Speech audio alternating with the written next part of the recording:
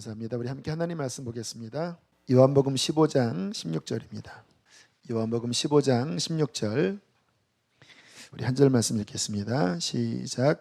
너희가 나를 택하여 세웠나니 이는 너희로 가서 열매를 맺게 하고 또 너희 열매가 항상 있게 하여 내 이름으로 아버지께 무엇을 구하든지 다 받게 하려 함이라. 아멘.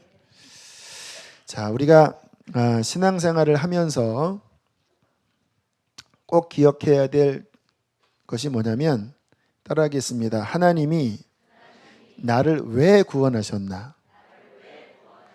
그 왜 구원하셨는지에 대한 목적에 대해서 생각을 꼭 해보셔야 합니다. 가만히 보니까 많은 크리스찬들이 이 부분을 굉장히 많이 잃어버렸습니다. 그냥 구원받은 것이 결론이고 왜 나를 구원하셨는지에 대한 그 왜, 나의 부르심에 대한 목적이 너무 희미해져서 신앙생활에 굉장한 어려움이 있는 것 같아요. 물론 우리를 사랑하셔서 구원하신 거죠. 그렇죠? 하나님께서 우리를 향한 계획은 평안과 잘 되는 것입니다. 어쩔 수 없어요. 우리 교회가 기복주의 신앙을 조심하지만 그러나 그 말은 무조건 크리스찬들은 힘들게만 살라고 하는 의미는 아닙니다.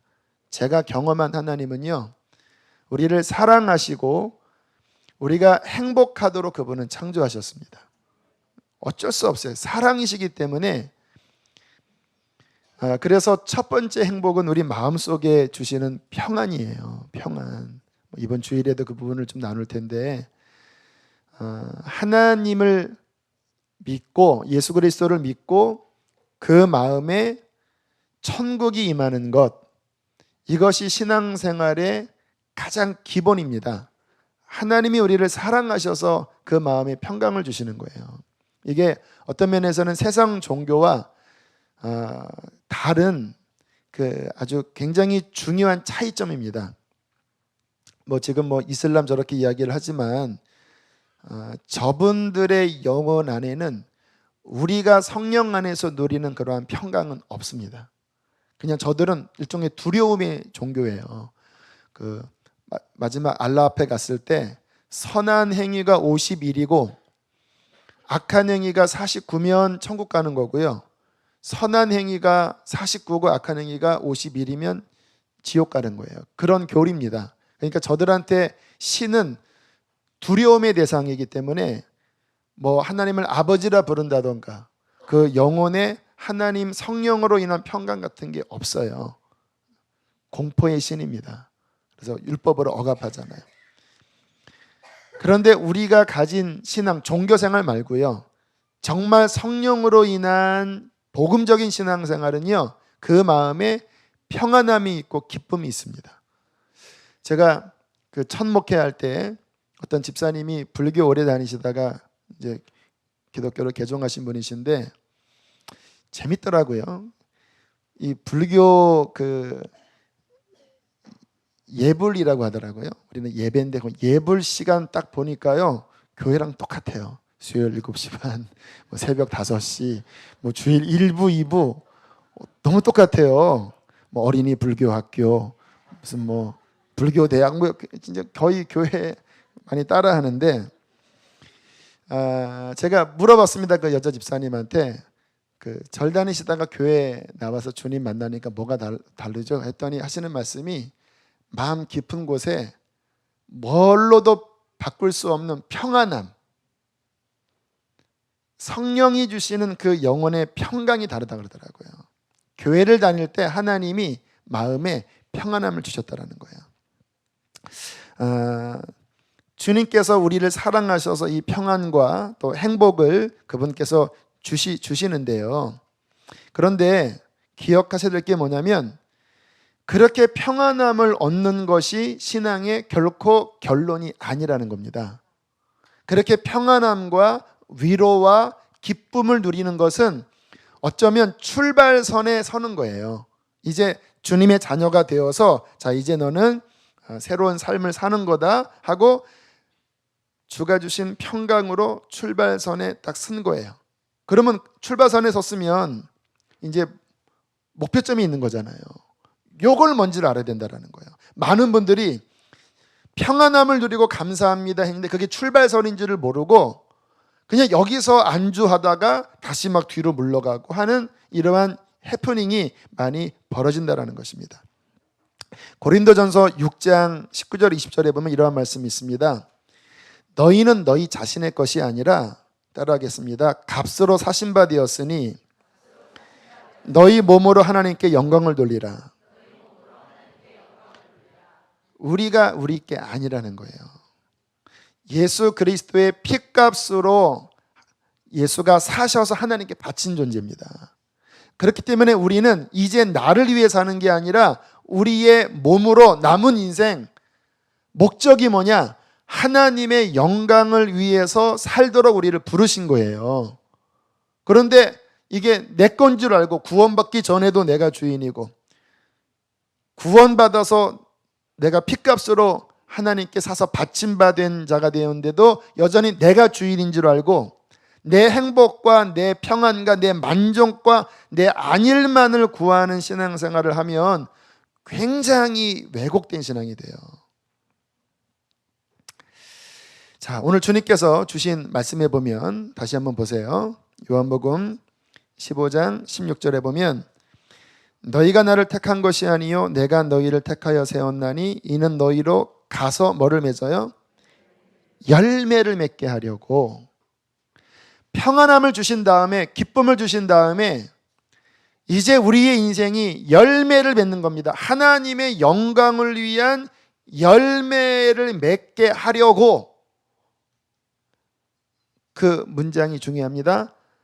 뭐뭐 하게 하려고 목적이 있다라는 겁니다. 저와 여러분의 인생에 그 목적을 향하여 가야 돼요. 여러분, 하나님은요 우리를 사랑하시지만 그분이 원하시는 목적이 이루어지지 않으면 여러분 굉장히 어려워집니다. 우리 신앙생활은. 성경에 주님께서 나무를 심어놓고 열매를 거두려고 했는데 3년이 지나도록 열매가 맺혀지지 않으니까 찍어버리라고 그러잖아요. 어느 농사꾼이 나무를 심고 또는 어떠한 채소를 심고 심는 것으로 만족하는 농사꾼이 어디 있습니까? 원하는 열매를 거두는 게 목적 아닙니까? 우리에게 성령을 주시고 우리에게 예수의 피를 주시고 우리에게 하늘의 평강을 주신 것은 이제 그것을 출발로 해서 하나님께서 원하시는 그 목적, 그 열매, 그 하늘 영광을 위한 것을 주님께서는 우리 인생에서 찾으십니다. 이 부분을 분명히 기억해야 우리 신앙생활은 안주하지 않아요.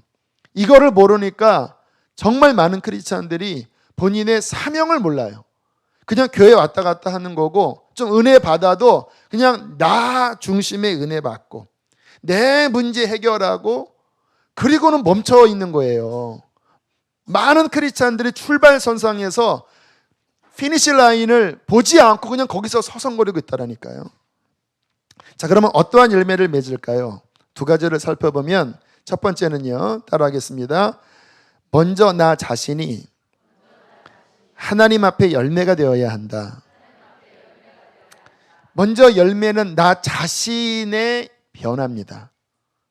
주님의 성령의 은혜를 받은 다음에 내 인생 자체가 하나님께 기쁘게 받아들여질 내 인생 자체가 열매가 되어야 돼요. 그러니까 주님이 나를 보면 막 기쁘셔야 돼요. 왜냐하면 그 입에서 나오는 찬양, 그 삶에서 맺혀지는 열매가 꼭 예수 닮은 거예요. 주님을 닮은 열매가 맺혀질 때 하나님 보시기에 기쁜 나 자신의 변화의 열매 꼭 맺혀져야 된다는 것입니다. 오늘 새벽 예배 마치고 집에 걸어가서 말씀을 봤습니다. 왜냐하면 새벽에 아침에 말씀을 안 보면 자꾸 이게 이제 하루 사역들이 이렇게 밀리니까 가서 성경을 열심히 읽고 그리고 읽다가 잠깐 뭐 한 10분 15분 그냥 토끼잠이라고 하나요? 그걸 탁 자고 탁 다시 깬 다음에 그리고 이렇게 있다가 제 마음이 이렇게 막 다급해지는 거예요. 일찍 가자. 교회 일찍 가서 그래, 오늘 해야 될 말씀 준비, 또 주일 말씀 준비 그렇게 해야지. 그래서 부스스 일어나서 그리고 이제 막 교회를 오려고 하는데 제 마음속에서 하나님의 어떤 말씀이 들렸습니다. 이런 말씀이었습니다. 여호와를 기쁨으로 섬겨라. 왜 이 말씀을 주셨을까? 한 두 가지 의미가 있는 것 같아요. 하나님을 섬길 때 너 그렇게 막 뭔가 이렇게 촉박한 마음이 아니라 기쁜 마음으로 섬겨라. 기쁜 마음으로. 그러니까 막 제 마음이 그래 또 가야지라고 하는 어떤 그 마음에 막 좀 강박증 같은 게 있었는데 그게 아니라 하나님 섬기는 것이 너의 삶의 기쁨이기 때문에 기쁨으로 섬겨라. 또 하나의 의미는 그 자체에 맞지요. 하나님을 기쁨으로 섬기는 것이 하나님 보시기에 우리의 아름다운 열매이기 때문인 거예요. 그래서 아멘, 주님 기쁩니다. 하나님, 나는 주님 섬기는 게 기쁩니다 하고 다시 쪼로로로 이렇게 걸어오는데 막 마음에 행복감이 밀려오는 거예요. 이렇게 야 저기 또 새싹이 돋았네. 막 산을 보면서 그리고 막 찬양을 하면서 제 마음에 이상한 만족감, 기쁨이 막 올라오더라고요. 여호와를 기쁨으로 섬겨라. 여러분, 우리 자신이 하나님 앞에 열매가 되는 것은 뭐냐면요, 하나님 그분을 기쁨으로 섬기는 하나님의 자녀가 되는 것입니다. 제가 자녀 키워보니까 제일 예쁠 때가 아이들이 막 건강하게 기뻐할 때더라고요. 막 엄마 아빠 앞에서 막 춤추고 막 노래하고 행복해할 때 부모가 제일 예뻐요. 같이 웃음이 나와요. 신앙은 우울한 게 아니라 기쁜 것입니다. 하나님 그분을 기쁨으로 섬기는 거예요. 시편 100편에 여호와를 기쁨으로 섬기며 노래하며 그 앞에 나아가라. 다윗이 그러한 모습이었잖아요. 하나님이 왜 다윗을 사랑했냐면요, 다른 사람들은 하나님을 좀 종교적이고 율법적인 것에 좀 매였지만 다윗은 그 중심에 일어나는 자발적인 사랑의 기쁨이 있었어요. 주께서 그 중심 때문에 다윗을 그렇게 예뻐하신 것 같아요. 제가 수요일 날도 말씀을 드렸지만 제가 그 홀리튜브라고 아시죠? 우리 데이비드 차 형제가 이렇게 만든 그 홀리튜브에 다윗의 장막과 선교라는 그 영상 하나가 올라왔더라고요. 꽤 긴 영상입니다. 한 1시간 30-40분짜리 그런 영상인데 왠지 영이 끌려서 그 설교를 2번 들었습니다. 너무 놀라워요. 그러니까 그냥 진짜다라고 하는 느낌이 드는 그런 강의였는데 이런 이야기를 하시더라고요. 어느 날 갑자기 강력한 예배의 영이 임한 거예요. 그래서 찬양을 할 때 그냥 이렇게 경직되게 찬양하는 게 아니라 모르겠어요. 막 춤을 추고 막 탄성을 지르고 막 굉장히 열렬하게 막 예배를 드리는 이 일이 이분한테 시작이 된 거예요. 목사님인데. 그러니까 사람들이 그분을 보고 처음에는 좋아하지만 매 예배 때마다 막 그렇게 막 이렇게 하니까 부담스럽잖아요. 뭐 제가 맨날 거기서 막 춤을 추면 여러분 부담스럽잖아요. 이렇게. 그래서 점점 사람들이 이렇게 떨어지기 시작했대요. 그것 때문에 너무 부담을 느꼈는데 주님께서 너 부담 느끼지 말고 매일 저녁 7시부터 10시까지 너 혼자 예배해라. 거기에 누가 오면 오는 거고 말면 마는 거고. 그러니까 너무 자유하더래요. 사람 신경 쓸 것도 없고 그냥 강대상 앞에서 십자가 비스듬히 바라보면서 막 찬양하고 그리고 막 기도하고 말씀 떠오르면 또 말씀 읽고 막 외치고 그 주님 앞에 저녁 3시간 예배 드리려면요 5시부터 준비를 했대요. 그러니까 매일 5시간씩 미친 예배를 드린 거예요. 여러분 이 예배 드릴 때 영적으로 충만할 때도 있지만 이렇게 드라이할 때도 있습니다. 기도가 잘 안 될 때도 실은 있어요. 근데 메마를 때나 기쁠 때나 사람이 모일 때나 안 모일 때나 뭐 추석, 설 그런 명절이더라도 갔다가 5시면 오는 거예요. 2년 동안 빠짐없이. 그렇게 하나님 앞에 예배하는 어느 순간부터 정말 강력한 하나님의 영이 임재하면서 이분의 삶과 사역을 진짜 이 마지막 시대에 하나님께 예배하면 성령이 임재하시고 그 성령이 임재함 가운데 많은 치유와 성령의 초대교회 같은 능력이 일어나는 다윗의 장막의 예배가 이제 이번에 사역에서 일어난 거예요. 지금은 마포에서 원생하우스라고 24시간 하나님 앞에 예배하는 그러한 사역을 하고 있는데, 저도 그 이야기를 들으면서 하나님 앞에 이렇게 전심으로 예배드리는 그 한 명의 변화, 결국 주님께서는 그거 찾으시는구나. 하나님은요, 큰 일을 구하는 게 아닙니다. 한 사람의 진짜 변화를 원하십니다. 그게 열매예요. 정말 내가 하나님 한 분이면 충분하고, 정말 내가 나의 몸과 영혼과 생명을 다하여 하나님을 사랑하되 진득하게 그분 앞에 서서 그분을 섬기는 이 한 열매를 주님께서는 찾으십니다. 저는 우리 교회가 그러한 하나님 앞에 온전히 선 알곡과 같은 사람들로 채워진 예배가 되길 원해요. 그래서 우리 아까 막 찬양할 때도요, 좀 더 이렇게 뭔가 이렇게 한꺼풀 벗겨졌으면 좋겠어요. 막 일어나서 막 손을 들고 진짜 그렇게 막 미치듯이 하나님 앞에 외치기도 하고, 막 그런 정말 예배가 하나님 앞에 일어나는 그런 알곡의 열매, 하나님 앞에 온전히 예배하는 그런 사람들이 저는 이곳에서 일어나도록 저도 기도하고 있고, 저도 그런 사람이 되기를 원하는 것입니다. 그게 이제 신앙의 첫 번째 열매거든요. 나 자신의 그 주님 안에 충만한 그 변화, 열매.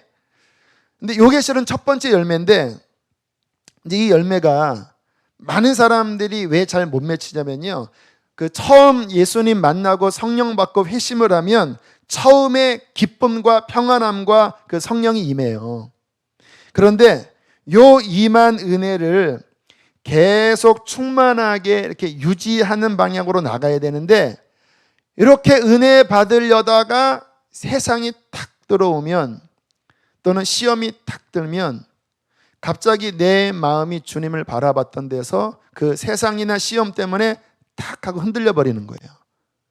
그때 신앙이 성장하는 사람은 그걸 딱 끊어버리고 다시 주님을 믿음으로 붙잡으면 그 은혜가 지켜져서 이렇게 성장하는데요, 열의 여덟은 처음에 은혜 하루 이틀 받았다가 주변에서 핍박이 오고 또는 예전 과거의 세상 유혹이 오면 그걸 끊지 못하고 거기 끌려가다가 그 은혜의 흐름이 탁 하고 끊겨버립니다.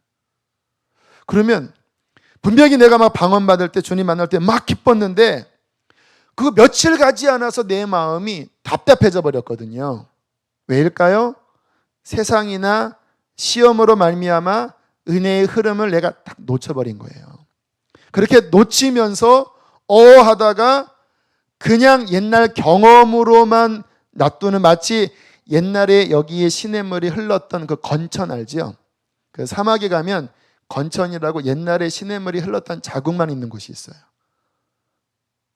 그러한 신앙생활이 됩니다. 그 전에 흘렀었습니다. 잠깐 그때 방언 받았고 그때 성령 받았고 그때 막 행복했는데, 근데 흐름이 탁 끊어짐으로 말미암아 지금은 그냥 이 은혜가 딱 떨어지고 다시 예전처럼, 근데 경험은 있는데 내 삶은 그냥 옛날 사람처럼 살기 때문에 더 이상 기쁨도 없고 열매도 없는 이러한 열매 없는 신앙생활을 제가 보기 열에 한 8은 그렇게 하는 것 같아요. 여러분, 이 부분을 극복하셔야 합니다. 나 자신이 정말 기쁨으로 하나님을 섬기도록, 성령의 충만함으로 하나님을 섬기도록 주님이 내게 주신 은혜가 어려움이 올 때 그것을, 그 시험을 이기고 영적인 충만함을 계속 유지하며 지키면 정말 이 안에 주님 한 분으로 충분한 변화가 일어나고, 그렇게 하나님을 예배할 때 바로 당신이 주님 앞에 기쁘게 드려질 열매가 될 것입니다. 자, 두 번째, 그렇게 주님 안에 온전히 서는 생활을 쭉 하다 보면요, 반드시 그 다음에 저절로 맺히는 열매가 뭐냐면요, 그러니까 실은 앞에 열매가 어려워요. 근데 주님 안에 동거하는 이 삶만 꾸준히 몇 주만 지속되면 그 다음에 맺혀지는 열매가 뭐냐면 우리 안에 있는 그 하나님의 은혜가 바깥으로 흘러넘치게 됩니다. 그래서 내게 주신 그 기쁨 때문에 주변에 있는 주님께서 구원해야 될 영혼이 나 때문에 그들이 주님 앞에 돌아오는 이런 역사가 일어나는 거예요. 그 정리호 목사님이 그러시더라고요. 그렇게 한 2년 정도 지난 다음에 하나님의 임재가 너무 그 사역 안에 강하게 임하시는데요, 길거리 가서 예배를 하면 주님이 임재하시고 거기서 선포된 말씀을 막 선포하면요, 기적들이 일어난다는 거예요. 단기 선교 가면 모슬렘 지역을 가도 수백 건의 치유와 수백 명의 회심자들이 일어난다는 거예요. 전국을 밟으면서 어느 교회를 가고 또는 어떠한 회사에 들어가고 어떠한 공장에 들어가면요, 거기서 예배하면 주님이 임하시고, 주님이 임하신 그 말씀을 선포하면 그 선포된 말씀이 그 지역에 관한 정확한 하나님의 어떠한 말씀이 선포되고 그 땅을 치유한다는 거예요. 저 같은 경우에도 주님 만나고 갑자기 주님 만나니까 제 마음에 떠오르는 안타까움이 우리 부모님이었어요. 지옥 가신다고 생각하니까 너무 가슴이 아픈 거예요. 저는 부끄러운 고백이지만 금식을 잘 못합니다. 왜냐하면 지금은 이제 좀 살이 많이 회복됐는데 제가 대학교 때나 고등학교 때 몸이 너무 말랐었습니다.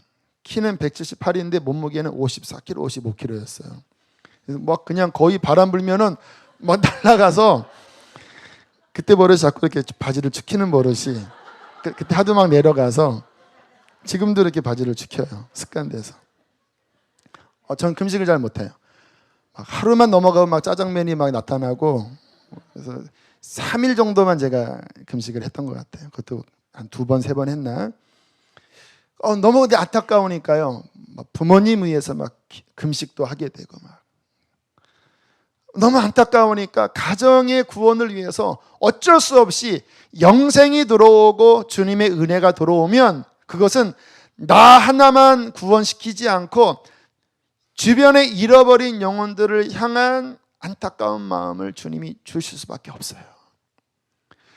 고등학교 2학년, 3학년 때는 얼마나 복음이 제 안에 역사하는지 학교에 가서 야자 시간에 60% 이상한테 다 영접시켰어요. 지금 생각해보면 될성 싶은 나무는 떡잎부터 알아보는 것 같아요.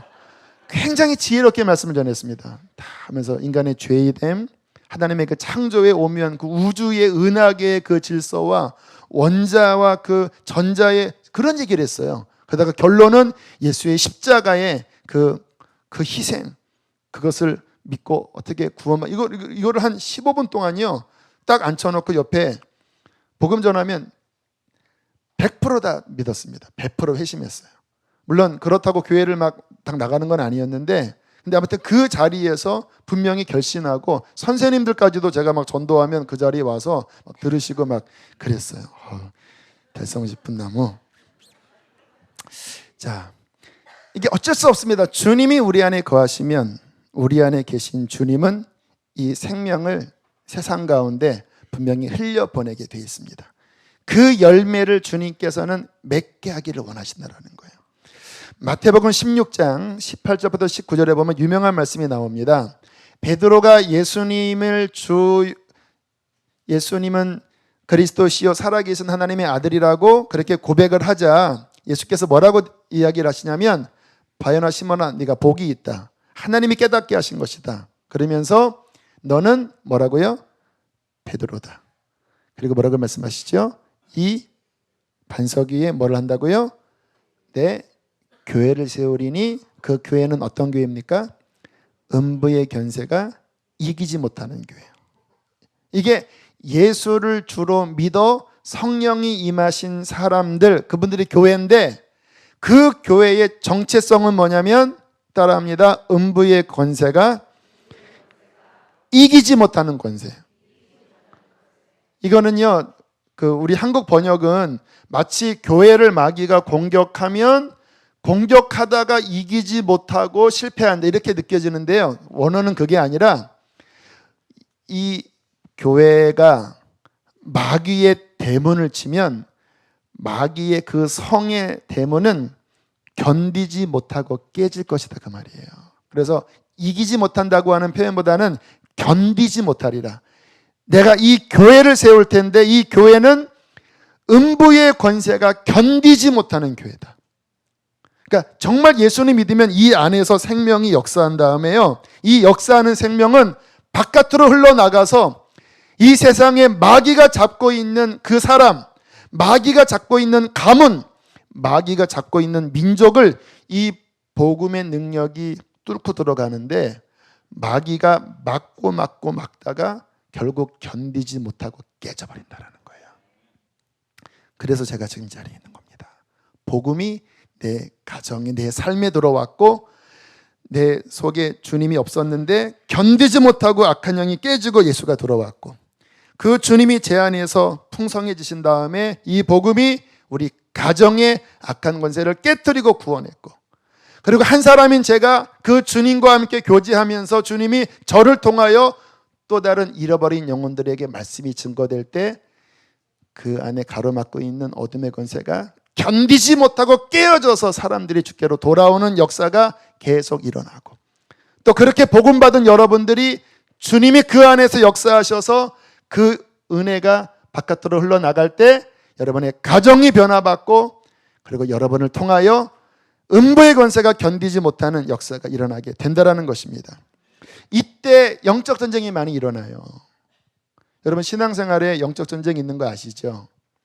가정 복음화하는 게 쉽지 않은 싸움이 있습니다. 내 안에 은혜가 바깥으로 흘러나갈 때 전쟁이 있지만 그러나 이것은 패배하는 전쟁이 아니라 우리 안에 예수가 승리한 전쟁이기 때문에 반드시 이기는 거예요.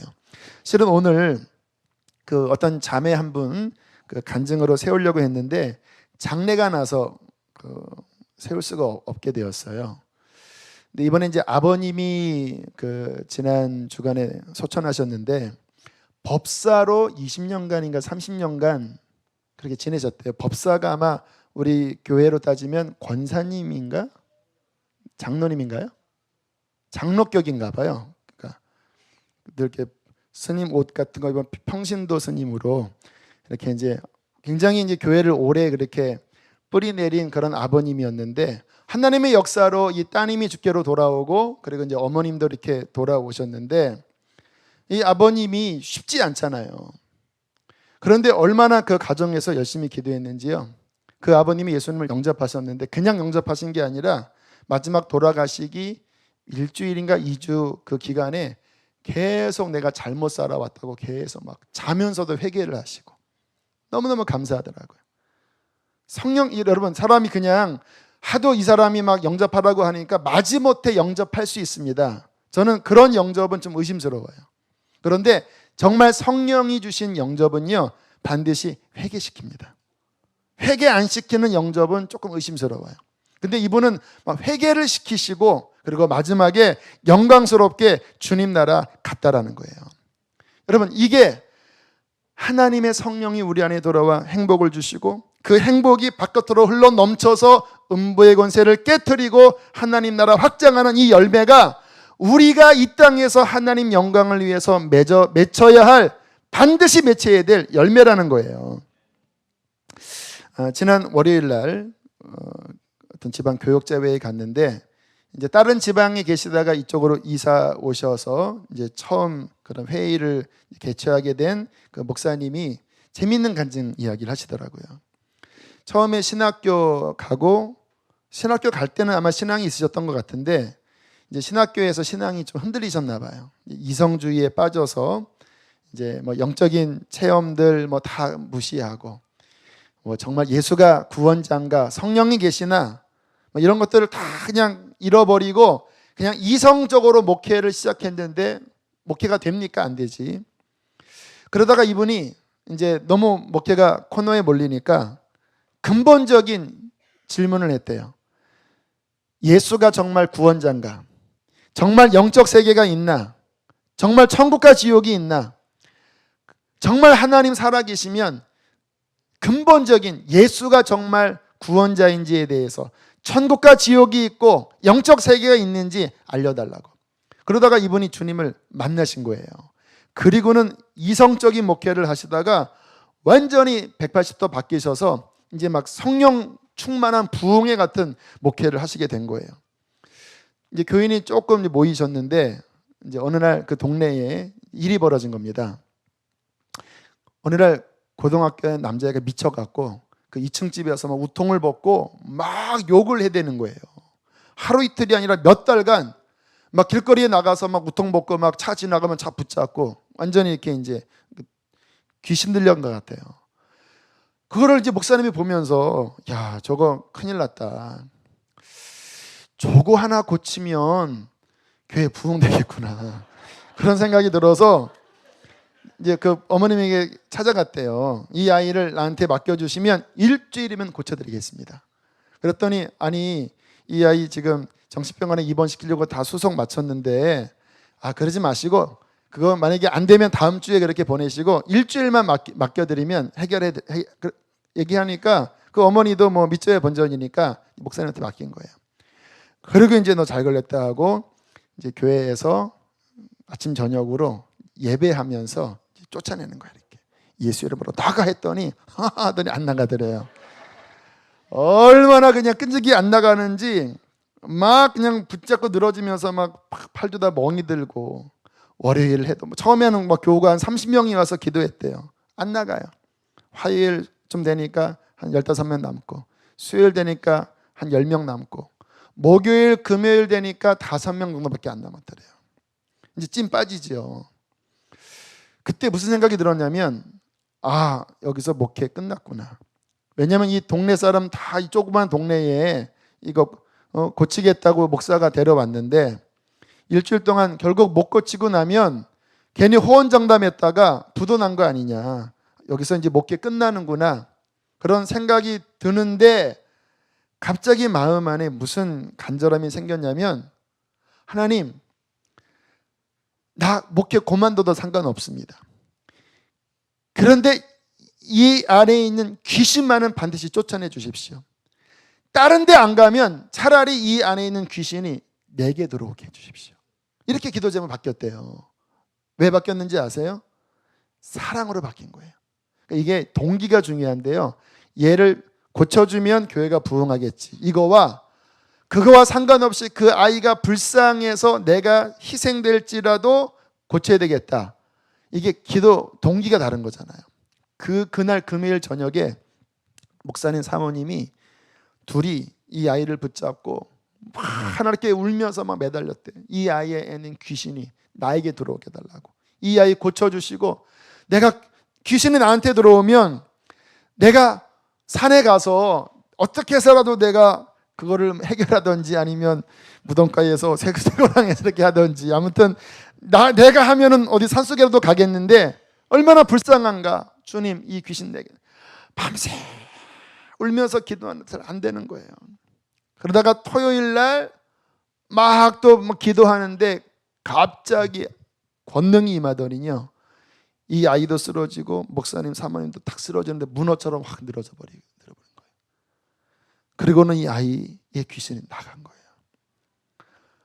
그렇게 보니까 자신에게 안 왔대요. 하나님 그것도 중심 보십니다. 그리고는 그 아이를 데리고 정말 눈물겨운 승리죠.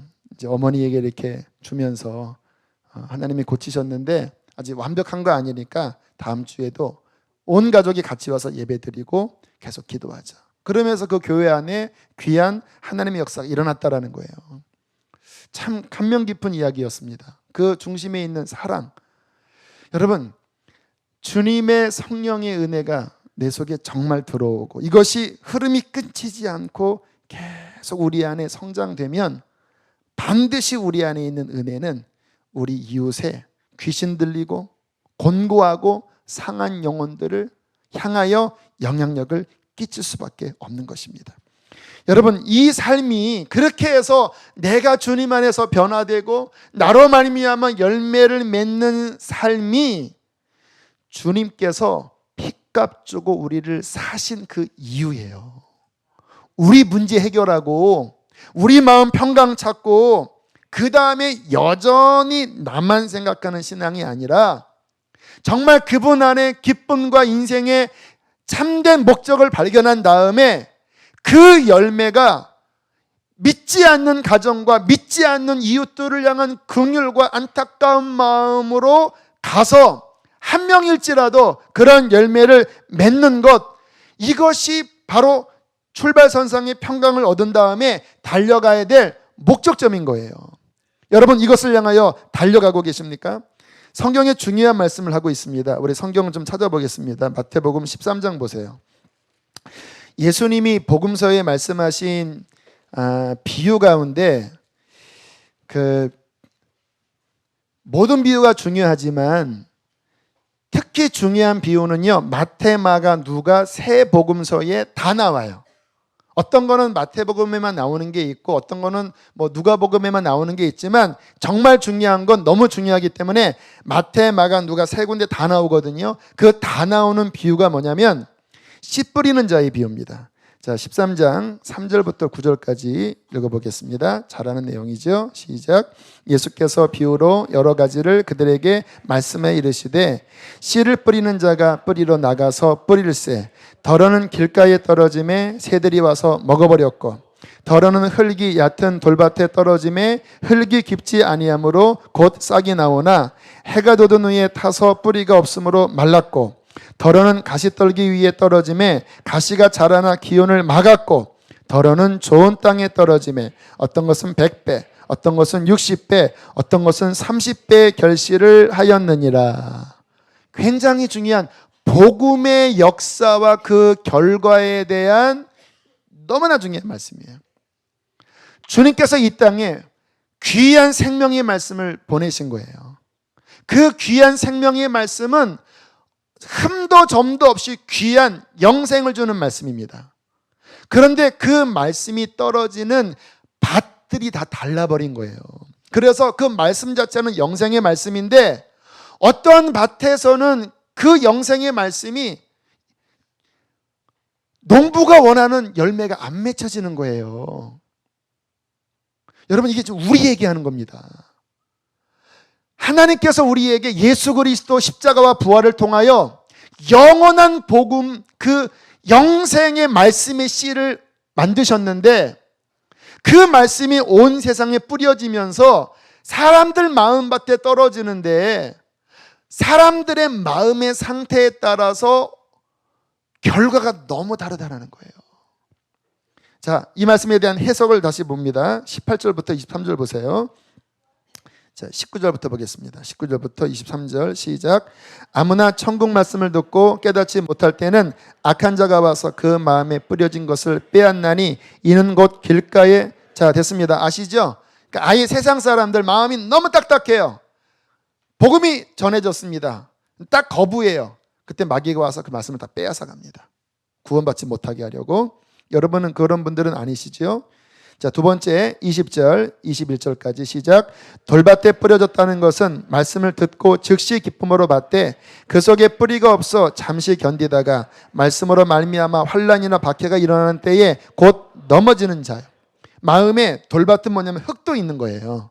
하지만 아직 기경되지 않은 돌들이 있어요. 처음에 말씀이 딱 떨어지는데 얼마나 좋은 말씀입니까? 천국 가는 말씀이잖아요. 하나님이 나를 사랑하신다고 하는 말씀이잖아요. 기쁘게 받았습니다. 그랬더니 이 마음에 흙에 뿌리를 내렸어요. 그리고 신앙생활을 하는데 열매 맺혀져야 되잖아요. 내 자신이 변화돼서 열매가 되고 나로 말미암아 이웃들에게 영향력이 끼쳐져야 되잖아요. 그런데 이 말씀이 기쁨의 말씀이지만 주님의 말씀대로 살려면 어려움이 반드시 옵니다. 어쩔 수 없어요. 말씀의 길은 세상과 반대되는 길이기 때문에 그전에 내가 술을 즐기다가 술을 안 합니다. 그전에 내가 잘못된 관계에 있는데 그거 끊어야 되고, 그러니까 말씀 자체는 좋았는데 이 말씀대로 살려고 하다 보니까 너무 대가지불이 많아요. 사람들이 욕하기 시작하는 거예요. 집안에서도 이상하게 보는 거예요. 그러니까 내 마음에 딱딱한 기경되지 않은 돌들의 마음이 갑자기 움직이면서 그 흙을 덮어버린 겁니다. 그래서 이렇게 힘든 신앙생활은 나한테 안 맞아. 분명히 주님 만날 때는 좋았는데 그 말씀의 순종에 대한 대가지불에 들어가니까 더 이상 뿌리가 못 내려지는 겁니다. 뽑혔습니다. 여기 그런 분 계시나요? 그 정도는 아니실까요? 세 번째가 주의해서 보여야 될 내용인 것 같아요. 22절 있습니다. 시작. 말씀을 들으나 세상의 염려와 재물의 유혹에 말씀이 막혀 결실하지. 돌 같은 것들은 많이 갈아서 뽑아냈긴 했는데 거기에 버려야 될 것들을 완전히 버리지 못해서 가시 엉겅퀴가 있는 거예요. 여기서 뭐라고 그런 것들을 표현합니까? 세상의 염려, 재물의 유혹. 대표적으로 두 가지 있지만 이거 왜 많아요? 그 마음 안에 하나님보다 더 사랑하는 어떠한 정욕들, 그런 또 이 세상의 복잡한 것들을 하나님께 맡기지 못한 인간의 염려들, 자꾸 여기에 이 혼란해서 이 말씀이 뿌리 내려서 그 다음에 쭉 뻗어 올라간 다음에 주렁주렁 내 열매, 바깥의 열매가 맺혀져야 되는데 그러기에는 에너지가 부족한 거예요. 그러기에는 내 예배 생활이 불완전한 거예요. 그러기에는 내가 하나님 앞에 나아가는 시간이 계속 양다리입니다. 양다리. 여러분 양다리 아시죠? 찢어지는 거 아시죠? 분명히 주님 은혜 받았는데 또 세상과 이 세상에 이게 있는데 주님이 이렇게 좋은데 주여 더 안 가겠습니다. 이렇게 되는 거예요. 그러니까 이게 주님 열매 맺으려면 이렇게 딱 마음을 잡고 쭉 달려가야 되거든요. 주님 앞에. 그래야지 열매 맺거든요. 근데 다 달려가려고 하면 이게 또 뒤에 세상이 또 좋은데 이게 또 좋아서 근데 또 와보니까 또 이게 또 찝찝해요. 이게 또 그러니까 주님 하는데 또 얘가 또 잡아당기니까 또 목사님이 막 또 책망하고 막 이러면서 언제까지? 평생. 교회는 안 떠났어요. 그런데 그에게는 열매가 없어요. 신앙생활은 늘 기쁨보다는 늘 괴로움이고 그 삶의 영향을 선한 영향력을 주는 게 아니라 세상에서 말하는 교회 다니는 자가 저래. 같이 마시면요 겉으로는 야 너 진짜 쿨한 그리스도인이다 하지만 속으로는 에이 너나 내나 이래요. 그러니까 그 삶에 도대체 주님이 받으실 열매가 없는 거예요. 이러한 사람이 주님 앞에 서면 어떻게 될까요? 천국 갈 수 있을까요? 여러분 달란트 비유 기억하십시오. 달란트를 주셨는데 그 삶의 열매가 없어버리면요 주께서 이렇게 나가라고 그러십니다. 자 그런데 여기 귀한 열매가 나오죠. 23절 함께 읽겠습니다. 시작. 말씀을 듣고 깨닫는 자니 결실하여 어떤 것은 100배, 어떤 것은 60배, 어떤 것은 30배가 되는 좋은 땅, 거기에 정말 다 갈아엎고 회개했고 그 뭔가 내 삶의 신앙을 흐리게 하는 것들을 그냥 싹둑싹 잘라버린 겁니다. 그냥 말씀의 검으로 다 뽑아내고 가시 뽑아내고 엉겅퀴 뽑아내고 그리고 그냥 말씀을 딱 붙잡고 하늘나라 바라보면서 그렇게 착한 마음으로 말씀을 받을 때에 그 마음밭에 떨어진 하나님의 복음의 씨가 나 하나만 기쁨으로 변화시키는 게 아니라 그런 말미암아 주렁주렁 가문도 구원받고요, 손주도 변화받고요, 그 열매가 내 주변에 많은 사람에게 가서 어떤 거는 100배, 60배, 30배의 결실을 맺었다라는 것입니다. 여러분 주님께서 우리에게 찾으시는 것은 좋은 밭밖에 없습니다. 뭐 중간치 아니에요. 주님이 찾으시는 밭은 좋은 밭밖에 없어요. 여러분 우리가 신앙생활을 이게 루즈하게 하시면 안 돼요. 그냥 뭐 이렇게 그냥 적당히 해도 되고 말아도 되고 그 개념 자체가 망할 생각이에요. 내가 주님 만났다면 하나님 정말 내 안에 천국의 열매, 천국 백성의 열매를 주님 반드시 맺게 해주십시오. 이미 그 자원을 다 주셨습니다. 예수님 주셨죠. 성령님 주셨죠. 우리에게 영원한 말씀 주셨잖아요. 그러면 어떻게 해야 우리 안에 그러한 좋은 열매를 맺을 수 있을까요? 두 가지를 하셔야 됩니다. 첫 번째 따라합니다. 좋은 밭을 읽어야 한다. 여러분 열매 맺지 못하게 하는 그 원인들을요 여러분 갈아엎으셔야 돼요. 진짜 좋은 교회는요 여러분 교회 와서 위로만 적당히 해드리는 교회가 좋은 교회 아니에요. 물론 위로가 필요합니다. 그러나 진짜 좋은 교회는 위로뿐만이 아니라 우리 안에 뽑아야 될 것들을 강력한 말씀으로 쳐서 그거 깨트리고 뽑아낼 수 있는 교회가 좋은 교회예요. 저는 우리 교회가 그런 교회 되기를 바라요. 이 강단에서 여러분의 상한 마음도 치료하지만 여러분의 마음 안에 있는 뽑아야 될 것들을 뽑아내는 능력의 말씀이 증거되는 강단 되기를 기도해 주시기 바랍니다. 왜? 그게 뽑혀져야 좋은 마음밭이 되어서 영원한 하나님의 말씀이 정말로 그 말씀에 합당한 열매를 맺게 된다는 거예요. 우리 안에 열매 맺지 못하게 하는 영적인 물줄기를 자꾸 이렇게 탁탁 가로막는 요인들이 있어요. 특히 이 현대 세대는요, 그것이 뭐냐면 세상 쾌락입니다. 지금의 이 땅의 진짜 사람들의 신은요, 쾌락의 신입니다. 너무 놀 게 많고 너무 하나님 대신 즐거운 게 너무 많아요, 솔직히. 인터넷만 들어가 봐도 거기에 눈여겨야 할 게 너무너무 많아요. 우리 안에 하나님만으로 기쁨을 삼기에는 너무 재미없어요. 맨날 교회에서 뭐 기도만 하라고, 뭐 특세한다고 그러고, 뭐 성경 뭐 열독 읽으라고 그러고, 그것만 하기에는 이게 누룩이 없는 그 무교병이기 때문에 그냥 처음에는 그냥 탁탁하고 그래요. 그러나 정말 주님께 붙잡히면 이것처럼 행복한 게 없습니다. 근데 그렇게 들어가기 전에 어떤 메마른 시간들을 잘 통과해야 되는데, 그러기에는 내가 재밌어하는 것들이 너무 많은데 이게 못 끊는 겁니다. 이게. 그러니까 결국 우리가 열매 맺지 못하게 만드는 원인이 큰 게 아니라 작은 것들입니다. 마음을 빼앗기는 작은 것들이 결국 우리를 하나님께 못 나가게 딱 이렇게 못으로 박아서 못 나가게 하는 거예요. 신앙이 성장하려면요, 은혜 많이 받는 것도 필요하지만 실은 끊어낼 것들을 우리가 끊어내셔야 합니다.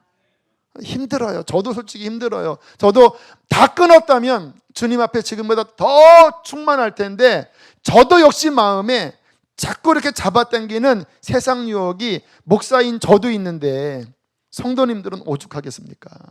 하지만 결론이 그런 것들을 허용한 채는 하나님이 기뻐하시는 그 열매를 맺힐 수 없기 때문에 정말 마음밭을 기경하고 가시를 뽑아내고 정말 십자가를 통과하고 정말 주님 한 분만 붙잡아서 풍성한 열매가 맺도록 결단하고 나가셔야 합니다. 그거 하나님이 알아서 하시겠죠? 안 합니다. 주님은 이미 이렇게 말씀으로 우리에게 권면하셔요. 은혜 주세요. 하지만 제가 지난 주일 드린 말씀 중요합니다. 의지적으로 결단 우리가 해야 합니다. 우리가 결단하고 순종하고 나아갈 때 성령이 도와주시는 거지, 나는 뭐 그냥 하나님이 알아서 할 거예요. 절대 안 변합니다. 왜? 우리가 너무 거기에 뿔이 박혀 있고 너무나 사랑하는 것들이기 때문에 그냥 안 잘려요. 하나님 앞에 도와주십시오. 주님, 이거 끊어내게 하시고 주님만 온전히 사랑하고 하나님 중심으로 살 수 있도록. 여러분, 어차피 짧게 지나가는 한평생 아닙니까? 성경이 뭐라고 권면하는지 아세요? 너희가 세상 정욕을 쫓으며 무법한 것을 따라가는 삶이 지나간 삶이 족하다. 그동안 20년, 30년, 40년 네 정욕대로 너 잘 살았잖아. 그 결과가 뭐냐?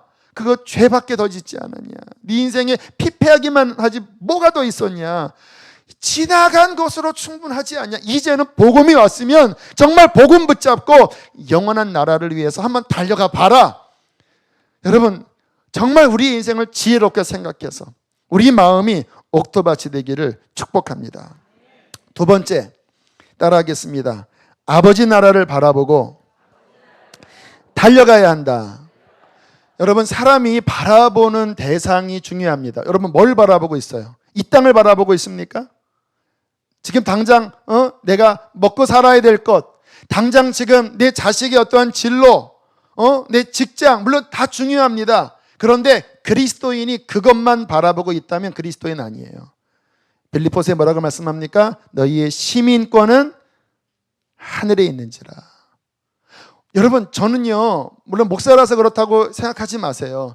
제 신앙은 천국을 계속 바라보고 그 천국 빛 아래에서 지금의 내 삶을 계속 점검합니다. 이렇게 하면 천국 주님 앞에 섰을 때 주님이 뭐라고 하실까? 자꾸 그 생각을 하니까 마음에 내 육신은 세상을 따라가기를 원하지만 천국을 바라보면서 이렇게 생각을 하니까요, 자꾸 이렇게 가지치기 하려는 그 힘이 생기더라고요. 여러분, 우리 마음이 정말 크리스찬이면요, 영원한 아버지 나라 그곳에 설 때를 생각하면서 오늘을 사셔야 합니다. 그러면 실은 정리할 게 훤해요. 주님 앞에 가면 주님이 뭐라고 말씀하실까요? 그분의 심판대 앞에서 내가 뭐를 드려야 할까요? 그분이 인정하시는 것은 무엇일까요? 짧고 짧은 인생 10년 얼마나 빨리 지나갑니까? 대통령 선거 2번만 하면 10년이에요. 저는 뭐 나이가 많지도 않지만 가끔 얼마 전 이렇게 그때 딱 날짜 계산해보면 20년, 25년만 그렇게 엊그제 같은데 막 그래요. 여기 어르신들은 더 하시잖아요. 그렇게 금방 훅 하면 그냥 이렇게 막 멜라 비틀어져서 그냥 이렇게 관 속에 이렇게 들어가게 되는데, 그 짧은 시간 지나가고 결국 영원한 아버지 앞에 설 때 너 뭐 하다 왔냐? 내가 너희를 택한 것은 가서 뭐 하게 하려고요? 열매를 맺게. 너 열매를 내놔라. 너 정말 나로 말미암아 기쁜 삶을 얼마나 살았냐? 너로 말미암아 영향이 얼마나 갔냐? 그런 면에서 이번 부활절 전도도 정말 하나님을 바라보시면서, 여러분, 그 사람이 변화되고 변화되지 않고는요, 우리에게 달려있지 않아요. 우리는 뭐면 되냐면요, 내가 주님을 기뻐하고 그 기쁜 마음으로 내게 주신 소망을 그냥 증언하는 것밖에 없어요. 그러면 하나님께서 그 사람의 때에 맞다면 하나님께서 어떻게 하실 거고, 그렇지 않더라도 그 예수의 입술을 증언하는 것 자체가 하나님 보시기에 열매입니다. 그게 증인으로 서는 거예요. 사도 바울이 뭐 모든 곳에서 열매 맺었나요? 어떤 곳에서는 아무리 전해도 콧방귀도 안 꼈지만, 성경은, 사도행전은 그 삶 자체가 하나님이 기쁘게 받으실 열매로 보시는 것입니다. 우리의 삶에 주님 앞에 나 자신과 구원 얻을 많은 열매를 올려드리는 복된 삶 되시기를 축복합니다. 우리 함께 시간 찬양하고 기도하겠습니다. 주와 같이 길 가는 것 즐거운 일 아닌가. 우리 어린아이처럼. 아무튼 제 마음에 우리 예배에 대한 굉장한 열정, 또 갈망이 일어나요. 이 안에서 주를 향한 기쁨의 예배가 드려지게 되기를 축복하는데요. 그러려면 좀 몸도 좀 푸셔야 돼요. 이렇게 박수나 손을 드는 것도요, 조금 더 들어보세요. 이렇게 뭐 한 걸음 한 걸음 할 때마다 다리도 한번 이렇게 움직여 보시고.